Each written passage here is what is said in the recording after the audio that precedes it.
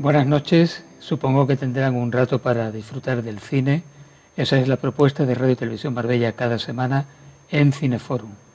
Hemos elegido para esta noche la película Con el agua al cuello del año 1975 de la productora Warner Bros., una película de misterio con un reparto encabezado por Paul Newman y su mujer Joan Woodward, también Tony Franciosa, Murray Hamilton y Melanie Griffith, una joven Melanie Griffith, aunque está bastante bien en esta película. Es una secuela de Harper, investigador privado de 1966 que dirigió John Smythe. Pues para hablar de cine, para hablar de esta película, cuento con Paco Rodríguez, que es pintor, en los últimos años muy conocido por sus iconos. Paco, bienvenido. Buenas tardes, muchas gracias Paco por invitarme a esta charla sobre cine. Sí, porque bueno, tú eres una persona interesada por todo lo que es la cultura, por lo tanto el cine forma parte también de tus inquietudes y de tus intereses. El cine forma parte desde mi niñez, puesto que fueron muchísimas las tardes de domingo las cuales pues pude disfrutar de aquellas películas que venían a Marbella con cierto retraso de estreno, porque no es como hoy día que las distribuidoras pues andan un poco más a lo que es la actualidad y entonces aquí en Marbella teníamos muchas veces la precaución de ir antes o después a una película en función del éxito de taquilla que tuviera, porque recuerdo que algunas pues no duraban más de la semana donde se estrenaban aquí en Marbella. Sí, bueno, hay que decir que en aquella época había unas cuantas salas de cine en el entramado urbano de Marbella, ¿no? ¿Cuál era la que tú frecuentabas más? Desde pequeñito, la sala donde yo iba habitualmente era el Rodeo, tanto la sala de invierno, que la recuerdo muy bien porque al entrar te encontrabas la pantalla al revés, ¿no? Y aquellos transportines que tenía al final de cada fila, donde yo muchas veces me sentaba porque literalmente no había sitio donde sentarse, fin el Rodeo. Y ya luego, ya más joven, ya en mi adolescencia, el Cine Alfield, que fue la gran sala donde todos aspirábamos a ver arriba la película, que además costaba más caro, como sabes. Sí, el anfiteatro costaba unas cuantas pesetas más. Era más cara y la verdad que merecía la pena pagar esa. Yo recuerdo cuando la sala normal, la sala de butacas, costaba 18 pesetas, el anfiteatro costaba 25. Yo allí vi precisamente, de las muchas películas que he visto en el Cine Alfield, recuerdo dos con especial cariño, que fue El violinista en el tejado y 2001, Una odisea en el espacio. Dos grandes películas. Dos grandísimas películas. Sí. La una de Joshua Logan creo que era El violinista en el tejado y la otra era de Stanley Kubrick. De Stanley Kubrick. Allí fue donde casi por primera vez descubrimos muchos de aquellos jóvenes lo que era, no sabíamos nada de Stanley Kubrick evidentemente, pero donde descubrimos lo que una versión cinematográfica de una novela podía dar de sí en cuanto a la ciencia ficción, ¿verdad? Pues mira, justamente Con el agua al cuello, esta película que vamos a ver, cuenta con un guión de Walter Hill y Lorenzo Semple, adaptando precisamente una novela de Ross MacDonald que se llama La piscina de los ahorcados. Yo siempre, en esta película concretamente, que es la que estamos hablando, siempre he admirado mucho la labor de los guionistas, sobre todo, ya que, hombre, partiendo de un guión original no tanto, ¿no? Pero cuando se trata de adaptar el guión de una novela y convertirlo o reducirlo o condensarlo en no más de 2 horas de película, para mí siempre ha sido una función muy admirable la del guionista. Bueno, aquí los guionistas cambian la ubicación de la trama, que en la novela transcurre en California, una zona de California, y en la película es en Nueva Orleans. Y sobre todo el adaptar eso, como tú decías, distintas zonas, distintos ambientes, distintas épocas, puesto que a lo mejor novelas basadas en épocas anteriores se adaptan a la época actual. No es la primera vez que ha ocurrido en el cine. Bueno, tú has visto esta película, Con el agua al cuello. La he visto por segunda vez porque no me acordaba de ella, pero cuando ya empecé a verla, empecé a recordar, sí, hace ya muchos años que la vi, pero como te decía, prácticamente ni la recordaba. Bueno, cuéntanos de qué va el asunto sin desvelar nada, claro. Pues fíjate, como bien decías, es una película de suspense, es un suspense permanente en la cual el gran mérito del director es mantener viva el interés del espectador, el interés en cuanto a la trama, el hacer una trama dinámica que no pierda que no pierda dinamismo, y partiendo de una idea, digamos, simple, como es la de un investigador contratado por una antigua amante para que investigue quién ha podido escribir un anónimo que recibe, en la cual intenta chantajearla sobre una relación extramatrimonial, es decir, con un planteamiento aparentemente sencillo, pues la película consigue, como te decía, mantener esa tensión, esa intriga, y el director hábilmente que la desarrolla para mí muy bien, porque aparte de la labor interpretativa de los actores, sobre todo el protagonista de Paul Newman, pues los secundarios lo hacen también extraordinariamente bien. Que, como te decía, para mí una película que consigue lo que se pretende en el cine sin otros estilos, como puede ser otros directores, que es la de mantener el interés y conseguir que la película durante 2 horas tenga al espectador pues interesado en ver cómo acaba. Esta película es también muy interesante porque descubre al espectador la vis cómica de Paul Newman. Hay ciertos toques de humor.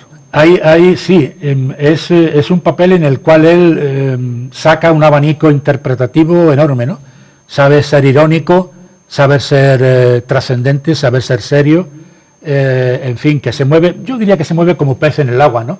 Porque independientemente del director que le indique cómo interpretar cualquier plano, cualquier escena, no cabe duda de que las tablas y la profesionalidad de Paul, pues se encarga de que el papel sea creíble. Como yo decía muchas veces, que he podido hablar entre amigos de cine, un actor tiene que conseguir que tú te creas el papel que representa, ¿no?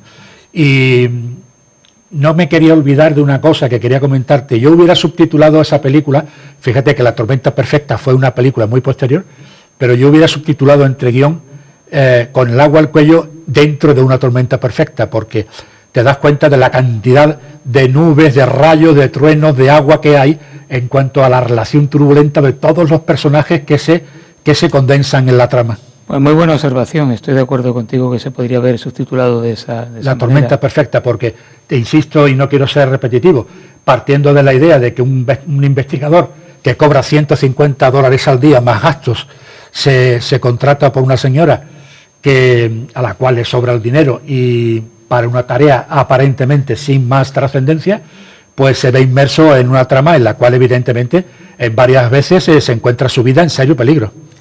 No lo he leído, pero la verdad es que me gustaría leer la novela de La piscina de los ahorcados de Ross MacDonald, en la que se basa el guión, ¿no? Muchas veces también, yo diría que todas las veces, hemos leído y hemos comprobado cómo la película nunca puede reflejar lo que un novelista ha querido escribir, ¿no? O inclusive en muchas películas se cuenta con el asesoramiento del escritor, si es que es posible, para que de alguna forma refrende y apruebe lo que la película reproduce de su novela, ¿no? Hay a veces adaptaciones perfectas, por ejemplo El nombre de la rosa, es una adaptación de la novela. Una grandísima adaptación. Con lo difícil que era adaptar esa novela, lo difícil. Por la complejidad, porque fíjate, esa leyenda tan bonita que desarrolla El nombre de la rosa, y Jean-Jacques Hano, la película tan inmensa. Es una película, también quería comentarte, la del nombre de la rosa, que no envejece a pesar de los años. No envejece, efectivamente. Mientras que hay otras películas, no cabe decir nombres, las cuales las ves pasado un tiempo y te das cuenta cómo desgraciadamente dices, esta película ha envejecido. En esta de Con el agua al cuello es muy interesante también la banda sonora, que es de Michael Sharp y que tiene claras connotaciones jazzísticas. Sí. La banda sonora en este caso juega un papel fundamental, tanto en los momentos en los cuales hay ausencia de sonido de música, como cuando en el diálogo de una conversación o en una escena de la música consigue sacar todo lo que requiere la realización de una buena película. Ahí aparece en un papel secundario Melanie Griffith. Mi amiga Melanie Griffith. Joven Melanie Griffith, después vinculada a Marbella durante bastante tiempo. Sí, durante un tiempo estuvo, como sabes, aquí viviendo en Marbella, y yo conseguí tener una gran amistad con Melanie Griffith. Ya le perdí la pista porque desde que prácticamente no viene a Marbella no he tenido contacto con ella, pero afortunadamente por mi profesión de bancario tuve una estrecha relación con ella. Y además, como tú desde tu juventud hablas inglés. Sí, Además, como anécdota, podría contarte que por la diferencia horaria, ella me llamaba, como sabía que nosotros aquí en el banco entrábamos a las 8 de la mañana, ella aprovechaba justo cuando llegaba a las 8 de la mañana, me llamaba desde Los Ángeles y hablaba conmigo por si tenía que darme alguna cosa, comentarme algún hecho que iba a ocurrir de su cuenta, algún pago, y como te decía, aprovechaba la diferencia horaria para llamarme a primera hora, porque claro, allí empezaba ya, digamos, la madrugada, y aquí era cuando empezábamos una nueva jornada. Claro, bueno, tenía ese detalle, ¿no? Y luego también, pues bueno, la relación con ella fue de mera casualidad, porque le hice un favor una mañana que tenía ella un gran problema de disponibilidad de dinero, y yo se lo pude resolver. Ella no me conocía de nada, pero a través de un amigo me llamó. Dice: Paco, tengo a Melanie Griffith aquí, le hace falta un favor tuyo porque sé que es el único que lo puede resolver. Se lo resolví, y gracias a ella pues abrió una cuenta conmigo y como te decía, establecimos una grandísima amistad. Pues mira, una anécdota muy, muy curiosa y gratificante por otra parte. Esta película de Con el agua al cuello en taquilla no funcionó tan bien como la anterior, aquella que se llamaba Harper Investigador Privado. Lo de aquellos famosos de nunca segundas partes fueron buenas. Pero yo pienso que cuando se decidieron a realizar la película, pues pensarían que con el éxito de la primera, de Harper Investigador Privado, la segunda iba a funcionar bien. Por lo que se ve, no fue así en taquilla, y supongo que gracias a lo que fue la distribución por televisión, y pues conseguirían al menos recuperar lo invertido en la película. Estoy pensando que esa vis cómica de Paul Newman también en cierto modo se ponía de manifiesto en la película posterior, en dos posteriores que dirigió George Roy Hill, que eran Dos hombres y un destino, y El golpe, donde formaba pareja con Robert Redford. Exactamente, por eso te decía. Y te acordarás tú de uno de los últimos papeles, no sé si el último, ahora no caigo, de Camino a la perdición. Camino a la perdición estaba magistral. Camino a la perdición, donde evidentemente no había lugar para la vis cómica ni la vis de comedia, y donde desarrolla un papel, bueno, justo en lo que interviene en la película, ¿no? Porque no es que sea, pero Paul Newman es un monumento al cine. No, es un papel secundario, pero las secuencias en las que aparece, pues está magistral. Es magistral, o sea, es ese papel que dices, como muchas veces han dicho los escritores, hice un papel para ti, claro, para que tú lo interpretaras, ¿no? Stuart Rosenberg, el director, dirigió a Paul Newman también en otro clásico de la filmografía, que es la leyenda del indomable. La leyenda del indomable, fíjate, ¿no? Peliculón. Hoy día te pones a rememorar, a hacer balance, y te das cuenta de lo difícil que es innovar, lo difícil que es conseguir, como se suele decir, en los primeros, igual que con un libro dicen las primeras 10 páginas te tiene que enganchar. Cuando tú ya llevas hoy día una película a 5 minutos, te das cuenta de si va a ser una gran película o no, y haces balance y te das cuenta la interminable lista de películas antiguas que conseguían hacerse con esa maestría, sin tantos medios como tienen hoy a su disposición. Y sin efectos especiales, llamativos. Contando, entonces se llamaba, si no recuerdo mal, efectos visuales. Efectos visuales, que no especiales, ¿no? Pero fíjate con qué pocas armas los directores contaban para sacar aquellas maravillas hechas cine. Otras películas de Stuart Rosenberg, El sindicato del crimen, Un hombre de hoy, San Francisco ciudad desnuda, El viaje de los malditos, esta es una película también que tuvo mucho éxito, Terror en Amityville, ese fue un clásico en su momento. Como en la película Con el agua al cuello, mirando el cine negro, el famoso cine negro de los años 40-50, cómo también beben esas películas de recursos, de tramas, de argumentos del clásico cine negro, ¿no? Adaptado evidentemente a la época en la cual se rodaron. Sí, la figura del investigador privado como personaje central aparece en la literatura norteamericana muy tempranamente, y en el cine ya está en los años 30. Efectivamente. O sea que es una larguísima tradición. Y viendo la película ahora, como te digo, por segunda vez, me di cuenta de la serie Blacklist. Raymond Reddington, el famoso Raymond Reddington, pues utiliza, yo creo no equivocarme, utiliza los mismos recursos interpretativos, bien por exigencia evidentemente del director, no digo que fuera por el actor de Raymond Reddington, utiliza los mismos recursos que hace el malo Con el agua al cuello, que es, utiliza dentro de su perversidad, recibe al personaje que tiene enfrente con cierto sarcasmo, haciendo un cóctel, haciendo una comida, y eso lo interpreta a la perfección utilizando, como te decía, esa inspiración de la película de la que hablamos hoy. Además de La leyenda del indomable, Stuart Rosenberg vuelve al cine carcelario bastante después con Brubaker y Robert Redford como protagonistas. Brubaker, efectivamente, una grandísima película, grandísima sobre todo, también volvemos a lo mismo de antes, de la interpretación de Robert Redford, ¿no? En la cual pues prácticamente todo el peso de la película y el hecho interpretativo de la misma recae en una sola persona, ¿no?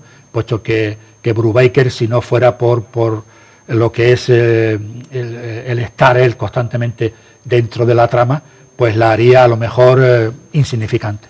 Pero es una película con mucho mensaje y con mucha denuncia, ¿no? Efectivamente. De un sistema carcelario inhumano. El típico personaje que se hace pasar por presidiario para conocer desde dentro cómo es la cárcel que va a empezar a dirigir y conocer, pues eso, quién manda dentro de la reja.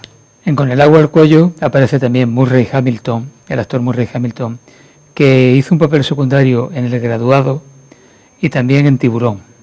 En Tiburón era el alcalde.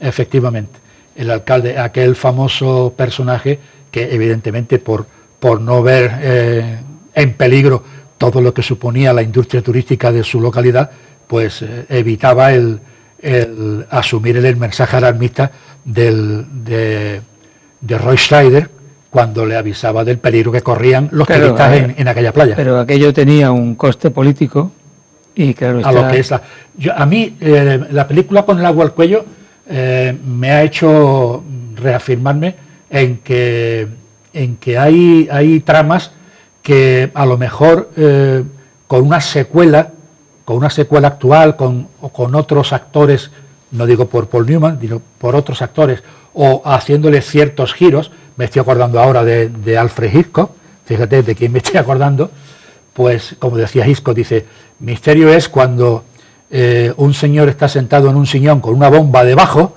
a punto de explotar, que el espectador que está en el teatro o que está viendo la película sabe que va a explotar, pero el que está encima sentado no lo sabe, ¿no?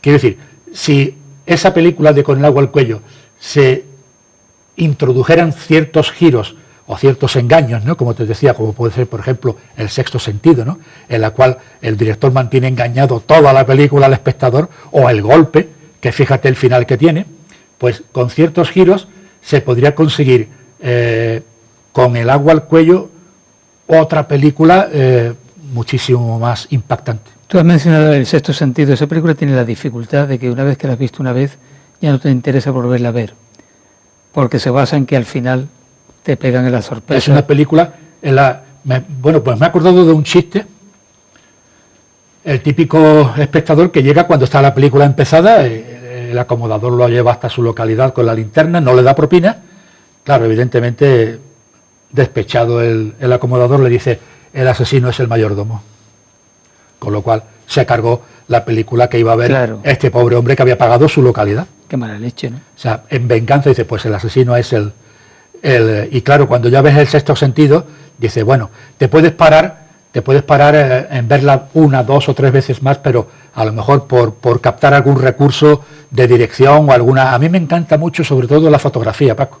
Sí, buena fotografía. Yo en muchos casos necesito 2 veces para ver una película porque en la primera me recreo en cómo se hizo la película, no en los extras que tú sabes que trae hoy muchas películas, sino en cómo se ha establecido algún recurso técnico por parte del director usando al fotógrafo, ¿no? Pues la fotografía es de Gordon Willis. Y hay, fíjate, me acabo de acordar ahora de Apocalipse Now, ¿no? Quiere decir, cualquier estudiante de fotografía de cine, pues creo que usará esa como cabecera. Pues desde luego es una continua elección, ¿no? O Carlos Saura, que tú sabes que siempre ha utilizado a Vittorio Storaro como director de fotografía. En Goya en Burdeos consigue magia. No se tiene otra palabra nada más que la de magia. Sí, incluso en las películas musicales que tiene Saura, también la fotografía es de Vittorio Storaro.